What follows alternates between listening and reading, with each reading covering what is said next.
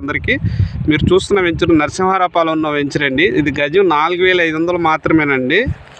చూస్తున్నారు కదా, ఇది మీకు హౌసెస్ దగ్గరలో నుంచి అవుటర్ రింగ్ రోడ్ క్రాస్ అవుతుందండి. 500 అడుగుల అవుటర్ రింగ్ రోడ్డు ఫేసింగ్తో ఉంటుందండి. ఈ బిట్లు మళ్ళీ ఈ బిట్లు రావండి. ఎందుకంటే గజం కేవలం 4500 ఫిక్స్డ్ రేట్ ఇస్తున్నామండి. ఓకేనా, ఓన్లీ 111 గజాల బిట్లు ఉన్నాయి.